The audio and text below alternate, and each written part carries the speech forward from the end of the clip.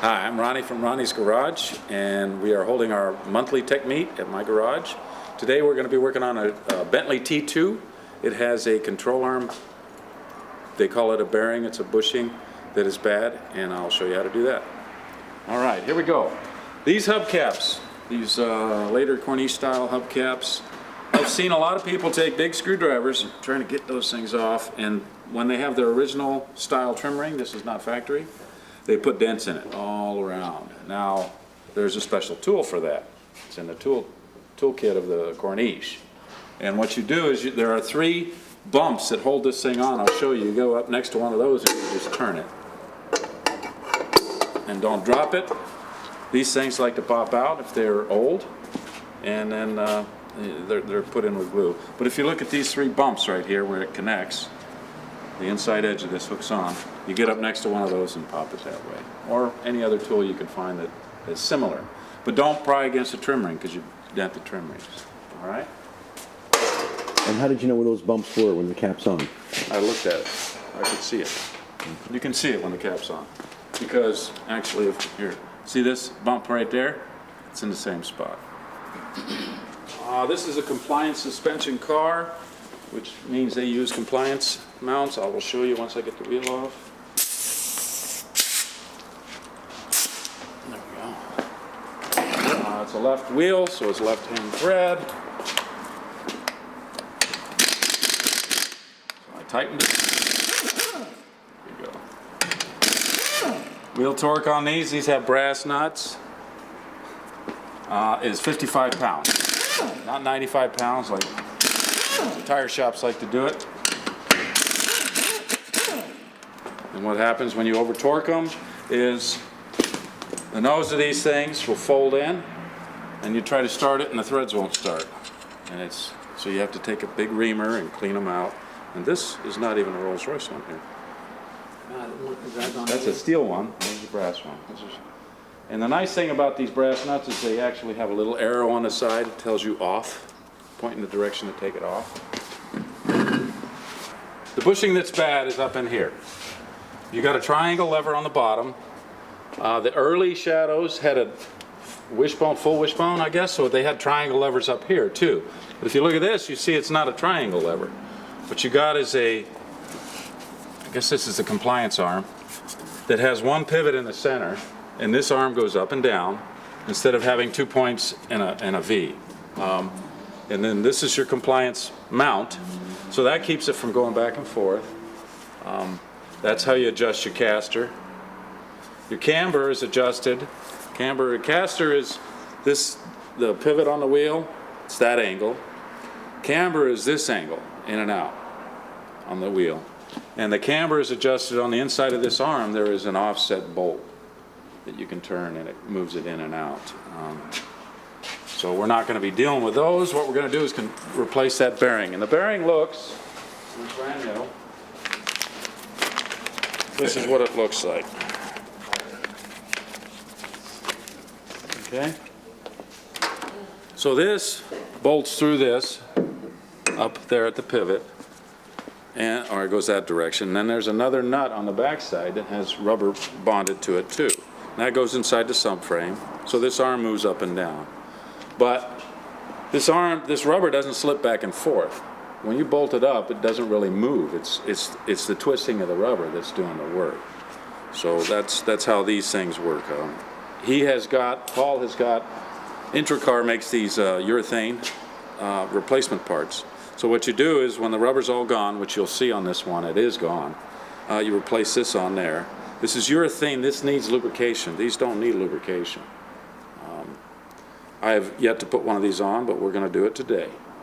What do you lubricate it with? So is this a Rolls-Royce It comes with part? a special grease. I'm sorry? Is this a Rolls-Royce part or another manufacturer part? Well, this piece is an aftermarket piece. But that's a Rolls-Royce part? Well, this is also an aftermarket piece, but it's made exactly like the Rolls-Royce part. Okay, this is I just wondered because of the year if they even made it anymore. Yeah, well, that's going away. Yeah. That's going away. What year was this? 78? Yeah, but they use this suspension all the way through all the Spirits and Spurs, and it's all the way up to 90s. Use the old pin.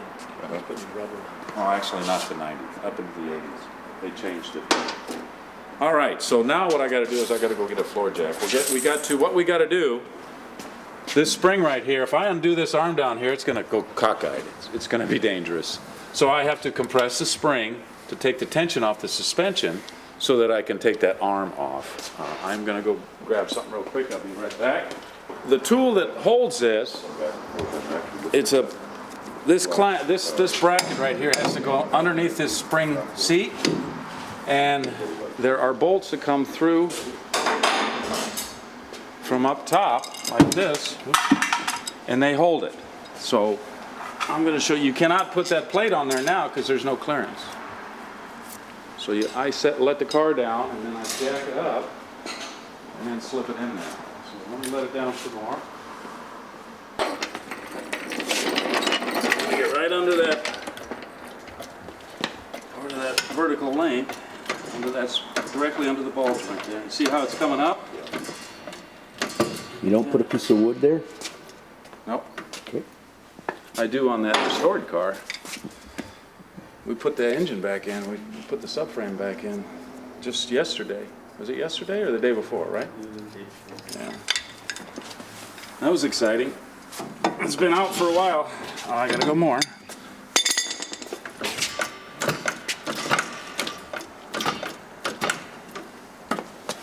Okay, now if you look under this car here, it appears that it may be an East Coast car because of all this surface rust, or at least lived where the snow was. Those of you on the East Coast, you have a special hell for working on suspension parts, I know, because a lot of things break and rust and seize, and I don't like it when I see your cars come out to California. No offense. California car. Well, it must have been close to the beach, or he drove on the beach. Cars come from somewhere else. That's right. Depends on where they live. It comes from somewhere else. Did you say you did that? Now, these go down through these holes on the plate here. All right. And they thread into this. Let me show you there. There's a hole right here. You see, you got these bolts right here, that the two halves, which allow you to slip it around this shock. But then it's got another threaded hole here. But all these tools, you don't do this trick.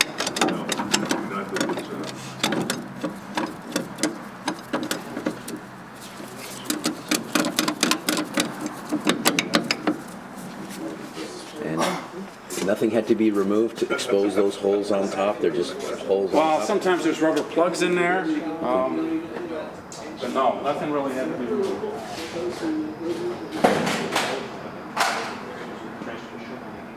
We just used this week, so these are already in their position. And this tool is designed to compress the spring also, but I don't recommend it. So you can back this off. I think the factory tool is longer. And you can actually pull up that spring little by little with these little, but you're putting a lot of stress on those threads. They're not going to last that long. That's why I use the jack to do the hard part and just slip it in there. Oh, and there's a little rust around that shock. Normally it just drops right down. Because there's a collar around the shock that holds that spring seat on. You can see the collar right there. Okay? There's a collar in there, and there's packing shims in there, so you can adjust the ride height a little bit. But that comes apart from the spring seat. So it's rusted together. So when you do shocks, you're going to have fun. If you do shocks. If I do shocks.